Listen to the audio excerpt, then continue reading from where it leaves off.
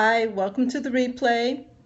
Welcome to the live broadcast. If you're joining on the web, if you're joining, hi, C. Camille. Hi, Madame Nene. Hi, Wusa Thoughts. Welcome. Hi, Ladybird. Welcome. Welcome. Hey, Carol. How are you? How are you doing? Thanks for the hearts. Thanks for the hearts. Hello, hello, hello.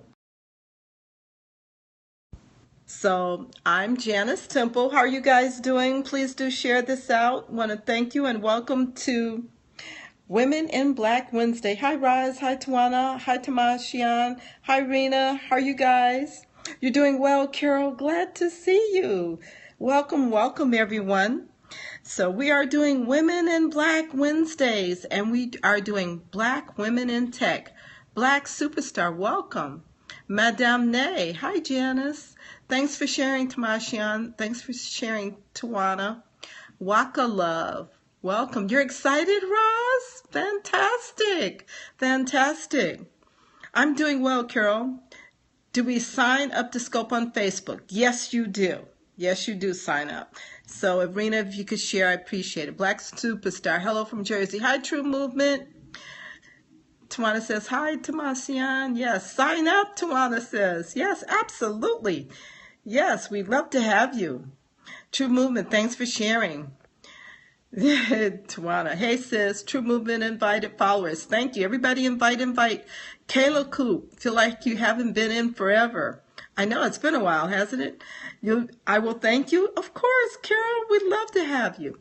Cynthia, welcome, welcome. So my name is Janice Temple, and I'm the founder of World Black History on Periscope.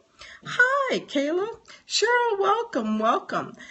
And we are celebrating Black History Month, and tonight is a special night. We're doing Women in Black Wednesday. And we are highlighting Black women in tech.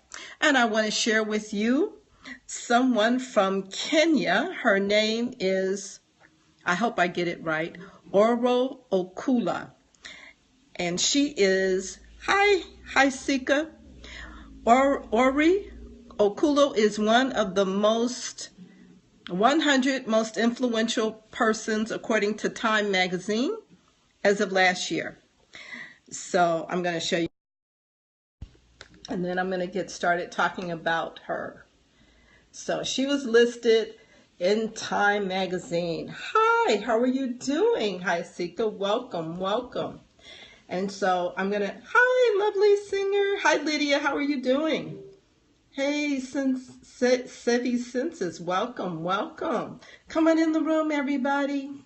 I'm just getting started sharing about Orie Okula from Kenya. And she is listed, oh my laptop, 100 influential persons according to Time magazine. And she did a TED Talk. So she's a blogger and an activist. And she connected Kenya voters with the parliament. Yeah. So she maintains a blog called Mazalendo, and she started tracking what the Kenya parliament was doing and basically gave the voters information that they had never had before. And so I'm going to share a little bit from her TED Talk. Hey, Natalie Crew, how are you doing? How are you doing? I won't be able to do the whole time, but I'm going to show you, I want to share this with you guys. So it's about how she became an activist. And hopefully you guys can hear it. So we'll turn this up.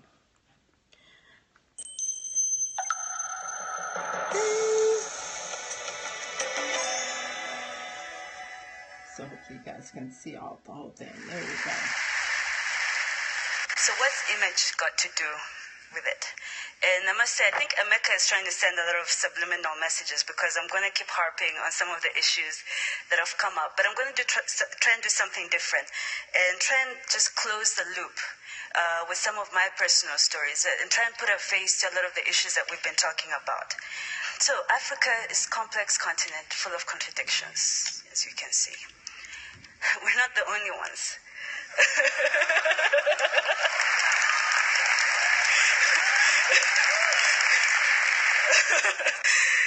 And, you know, it's amazing. I mean, we need a whole conference just devoted to telling the good stories about the continent. Just think about that, you know?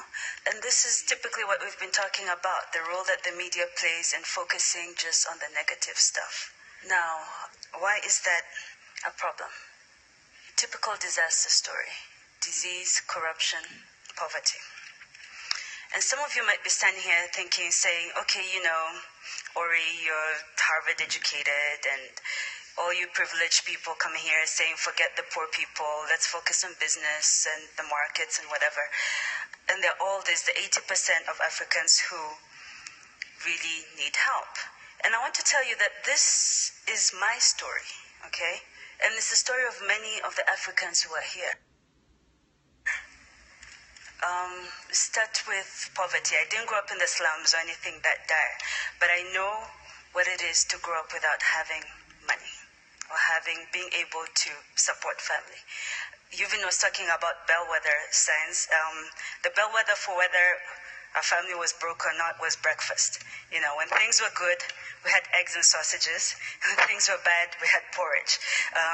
And like many African families, my parents could never save because they supported siblings, cousins, you know, their parents, and things were always dicey.